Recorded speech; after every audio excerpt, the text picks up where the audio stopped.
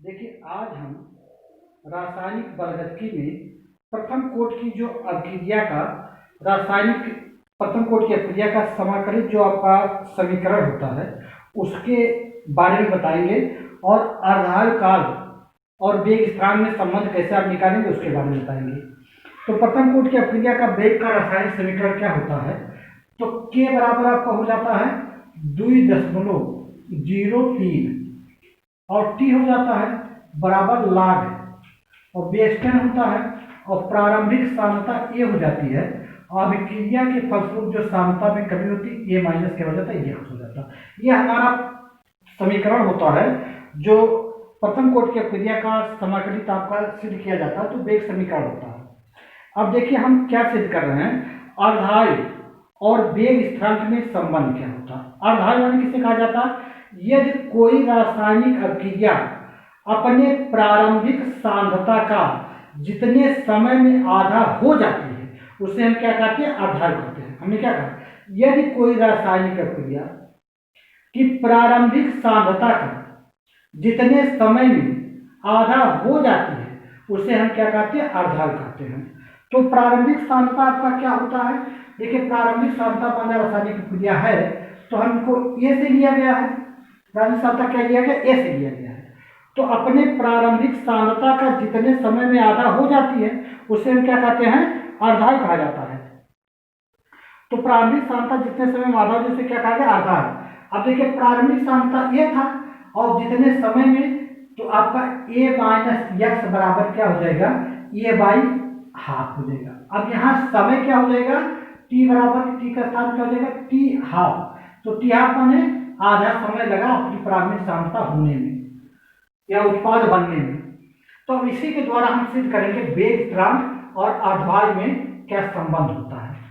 तो देखिए अब के स्थान पर वेग स्थिरांक कहा जाता है, यहाँ पर हो जाएगा 2.03 और t के स्थान पे क्या हो जाएगा, t हाफ बन 1/2 हो जाएगा और यहाँ पर आ जाएगा log और 10 हो जाएगा और a बटे क्या हो जाएगा, अब a माइनस एक्स के स्थान पे हम क्या लिखेंगे, a बाई हाफ लिखा जाएगा क्योंकि प्रारंभिक सांद्रता का आधा, प्रारंभिक सांद्रता ये है और उसका आधा a बाई 2 हो जाएगा।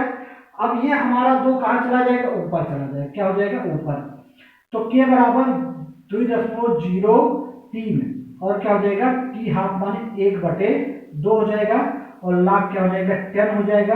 अब ये हमारा 2 ऊपर चला जाएगा तो 2a बटे क्या हो जाएगा, a हो जाएगा।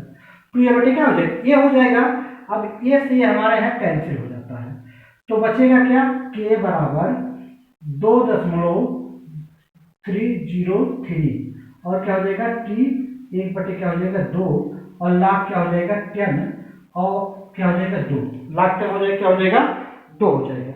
तो लाग 2 का मान क्या होता है, अब देखिए लाग आपका 2 का मान हो जाएगा, हो जाता है 0.3010। ये लाग 2 का क्या हो जाता है, मान होता है। अब लाग 2 का मान हम रखेंगे तो k बराबर क्या हो जाएगा, 2.303 गुणे क्या हो जाता है 0.301 और बटे क्या हो जाएगा t हाफ, क्या हो जाएगा, t हाफ हो जाएगा। अब इन दोनों का हम क्या करेंगे, गुणा करेंगे।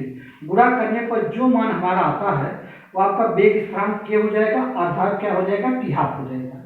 तो अब देखिए जब गुणा किया जाता है तो क्या आ जाता है, k बराबर 0.693, क्या हो जाता है, 6 आ जाएगा, 9 हो जाएगा, 3 हो जाएगा, बटे क्या हो जाएगा, t हाफ हो जाएगा, क्या हो जाएगा, t हाफ। तो ये हमारा वेग स्थिरांक और अर्धायु में क्या हो जाता है, संबंध।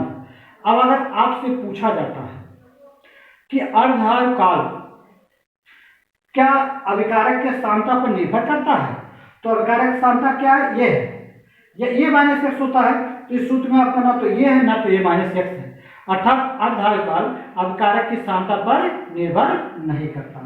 ये हमारा संबंध हो जाता है वेग स्थिरांक और अर्धायु काल में आपका क्या बन जाता है, संबंध बन जाता है। देखिए वेग स्थिरांक क्या हो गया, अर्धायु काल आपका ये हो जाता है, ऐसे आप सिद्ध कर लेंगे आपका ये हो जाता है। अब वेग स्थिरांक और अर्धायु काल में आपका संबंध हो गया, ऐसे आप संबंध को सिद्ध कर सकते हैं। अब देखिए इसमें संबंधित आपको सवाल हम बता रहे हैं इससे संबंधित क्या बता रहे हैं, सवाल बता रहे हैं। इससे संबंधित सवाल बता रहे हैं कि प्रथम कोटि की अपक्रिया का जो वेग समीकरण दिया गया है उससे संबंधित आपको सवाल बता रहे हैं।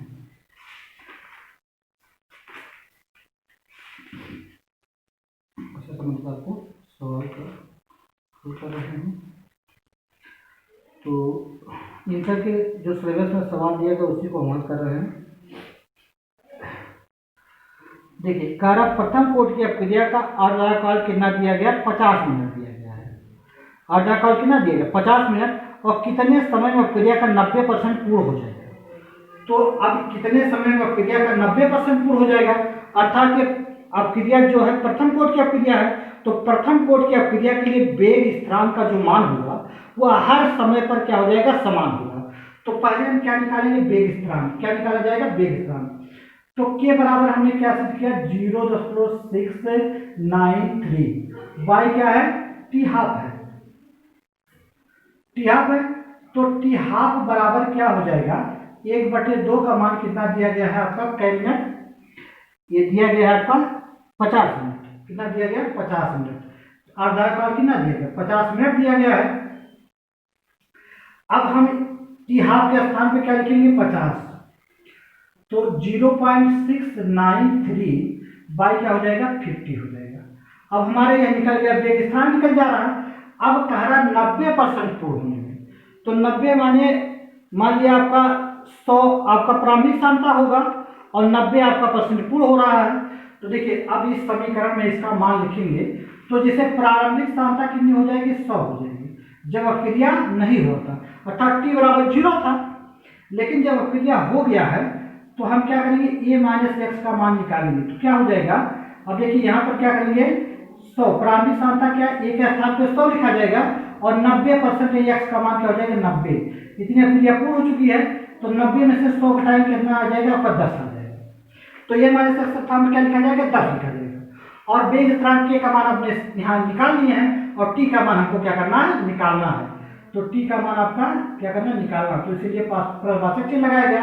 अब देखिए, के स्थान पे भी प्रथम जो कोटि की अपक्रिया का समीकरण है इसमें लिखेंगे, तो के स्थान पे क्या लिखा जाएगा, ये लिखा जाएगा, क्योंकि वेग स्थिरांक का मान आप गणना कर लिए हैं।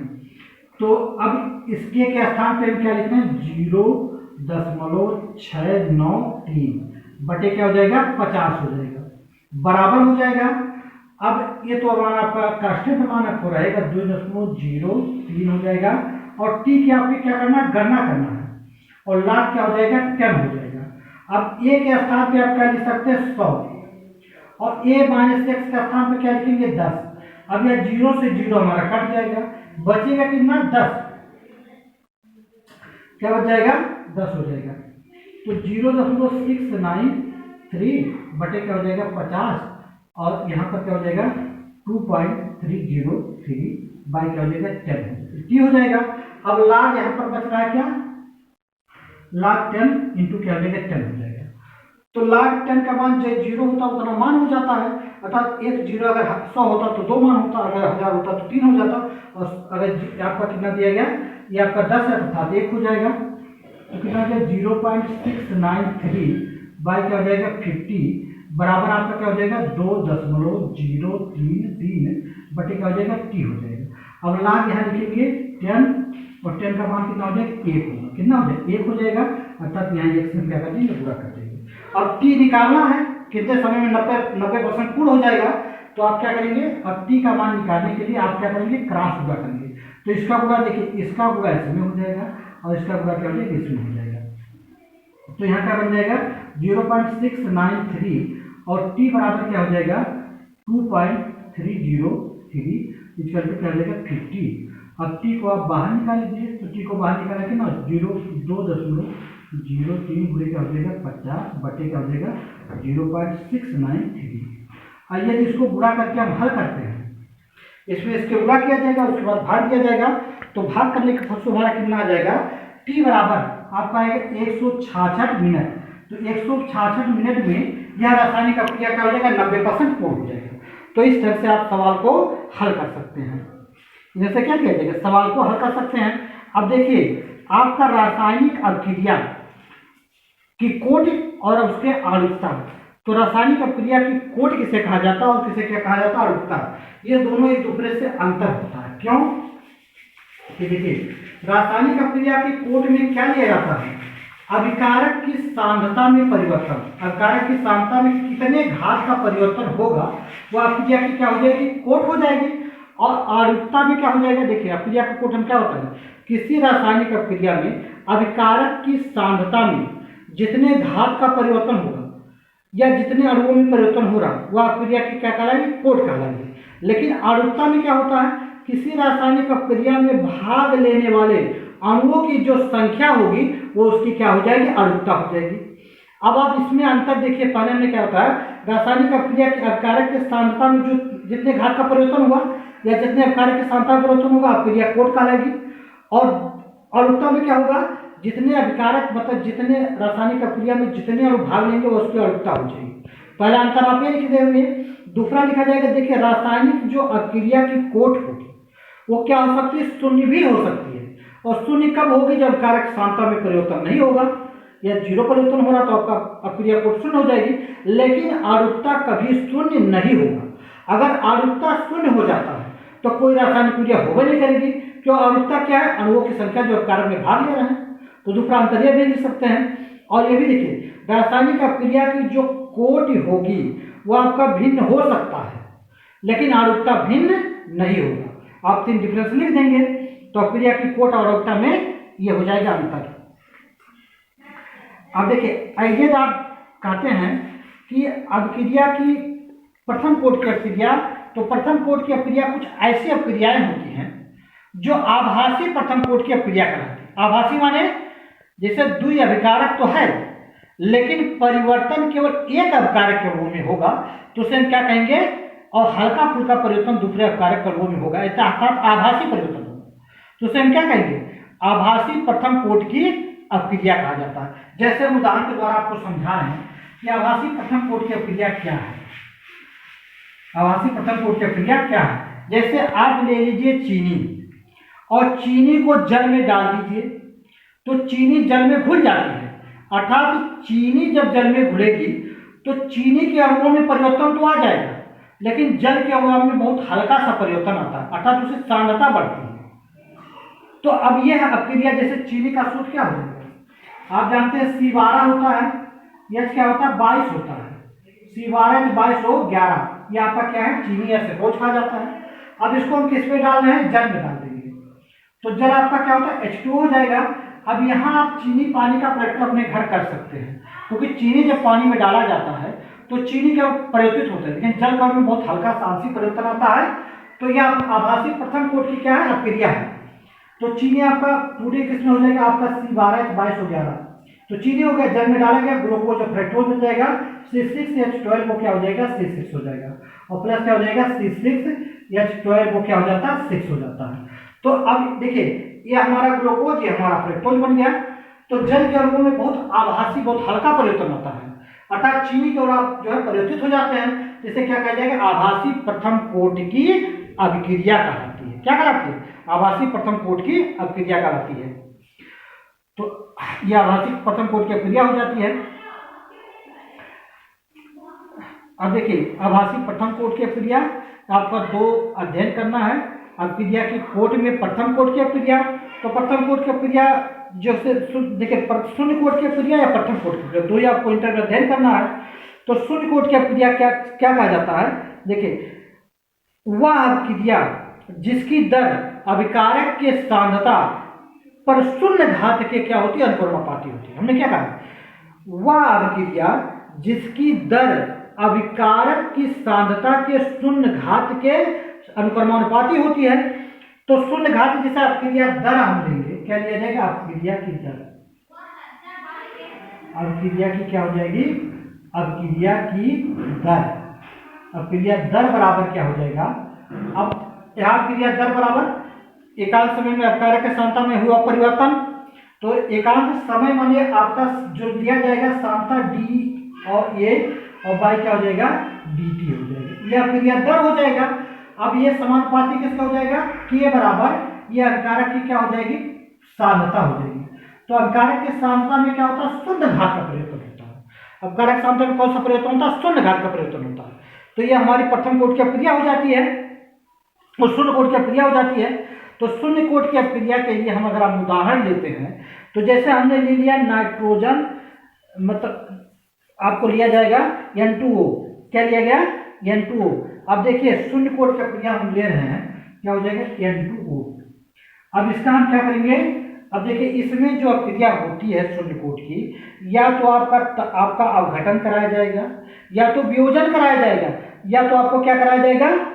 संयोजन कराया जाएगा, योगात्मक कराया जाएगा। ऐसी अपक्रियाएं जो होती हैं सदैव शून्य कोटि की ही होती हैं। तो देखिए हम नाइट्रोजन N2O को क्या कर रहे हैं? वियोजित करा रहे हैं। तो वियोजित कराने के लिए क्या लिया गया? सोना EU लिया गया है। तो टूट किसमें जाएगा? N2 और प्लस इसमें टूटेगा O2 में। दोनों अणुओं में आपका क्या हो जाएगा? अलग टूट जाएगा। तो अब इसको अगर संतुलित करते हैं तो बोर्ड पर आपका शून्य कोटि की अपक्रिया के लिए जो उदाहरण है उसको आपको दिखाया जा सकता है, समझाया जा सकता है, लेकिन केवल समझाने के लिए आपका है। और जो इसकी अपक्रिया कोट होती है प्रयोगों के द्वारा गणना की जाती है, लेकिन शून्य कोटि की अपक्रिया के बारे में आप यहाँ पर समझ सकते हैं। देखिए ऑक्सीजन 2 हुआ तो हमने 2 से क्या कर दिया? गुणा कर दिया गया। तो नाइट्रोजन 4 होगा, हमने 4 कर दिया। अब देखिए दोनों एक तरफ से बराबर आ जाएंगे, अर्थात क्या हो जाएगा? शून्य। यहाँ में नाइट्रोजन कितना हो गया? 4 हो गया। 4 प्लस ऑक्सीजन कितना हो गया? 2 हो गया। ये बराबर कितना हो गया? 6 हो गया। इधर दोनों मिला के 6 हुआ, 2 दूनी 4 नाइट्रोजन और 2 आपका पूरन गुणा 2 ऑक्सीजन 6 हो गया। यहाँ भी लेंगे आपको ये 4 आपका नाइट्रोजन हो गया और 2 आपका ऑक्सीजन बराबर क्या हो गया? 6 हो गया। अब इसको अगर हम माइनस करते तो दोनों तरफ क्या? अपकारक के सांता में कोई परिवर्तन नहीं हुआ, अपकारक सूत्र बन गया कितना आ जाएगा? बराबर आपका शून्य आ जाएगा। क्या आ जाएगा? शून्य आ जाएगा। अर्थात अपकारक के सांता में कोई परिवर्तन नहीं हुआ, शून्य घात का परिवर्तन हो रहा, या आपका शून्य कोटि की अपक्रिया हो जाएगी। जैसे आप उदाहरण लीजिए हाइड्रोजन और आयोडाइड का तापीय अपघटन। तो हाइड्रोजन आयोडाइड क्या हो जाएगा? HI हो जाएगा।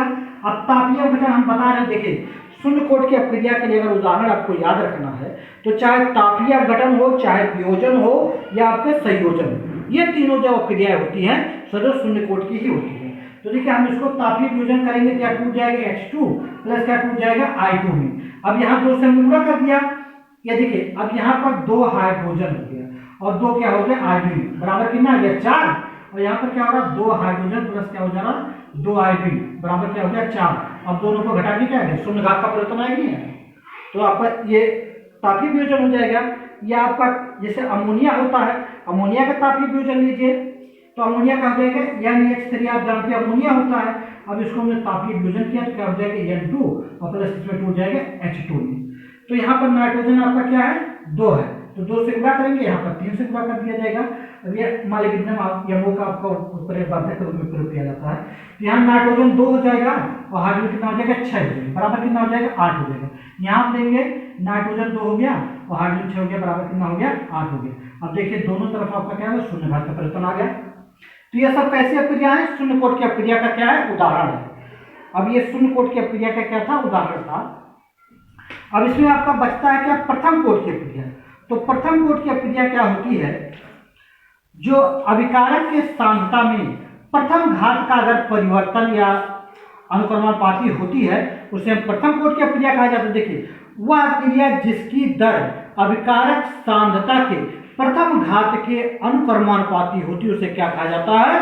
प्रथम कोटि की अपक्रिया कहा जाता है। तो प्रथम कोटि की अपक्रिया अगर हम लेते हैं तो अपक्रिया दर लिया जाएगा। तो अपक्रिया दर बराबर क्या हो जाएगा? देखिए यहाँ पर यह है अभिकारक की सांद्रता। अभिकारक की सांद्रता अर्थात क्या हो जाएगा? अभिकारक की सांद्रता घटेगी तो उत्पाद बढ़ेगा। तो अगर उत्पाद के लिए लिया जाएगा सांद्रता, अपक्रिया दर में दोनों लिया, तो चाहे अभिकारक लीजिए और चाहे उत्पाद लीजिए, दोनों की सांद्रता परिवर्तन होता है। तो अगर अभिकारक की सांद्रता हम लेते हैं तो यहाँ क्या कर दिया जाएगा? ऋणात्मक की घात आएगी। क्या आएगी? ऋणात्मक की घात आएगी। और अभिकारक की सांद्रता में कौन सा घात परिवर्तन हो रहा है? एक घात का परिवर्तन हो रहा है। तो क्या हो जाएगा? प्रथम कोटि की अपक्रिया हो जाएगी। तो प्रथम कोटि की अपक्रिया के लिए देखिए मात्रक हम अगले वीडियो में दोनों के लिए बता चुके हैं कैसे निकाला जाता है, तो मात्रक भी पूछा जाता है। तो ये प्रथम कोटि की क्या हो जाएगी? अपक्रिया का दर समीकरण हो जाएगा। तो देखिए अपकारक की सांद्रता घटती इसलिए माइनस लगाया गया। अगर उत्पाद लिया जाता तो ये क्या हो जाता? प्लस हो जाता, क्योंकि उसकी सांद्रता बढ़ती है। तो इसके लिए उदाहरण आपको बोर्ड पे नहीं सेट किया जा सकता है, ये तो प्रयोगों द्वारा ही गणना किया जाएगा। तो देखिए हम ये जो अपक्रिया लिए हैं ये हमारा क्या है? प्रथम कोटि की अपक्रिया का क्या हो जाएगा? उदाहरण हो जाएगा। इसको आपका प्रथम कोटि की क्रिया के लिए उदाहरण दे सकते हैं या आभासी प्रथम कोटि की क्रिया पूछेगा तब भी आपका ये उदाहरण हो जाएगा।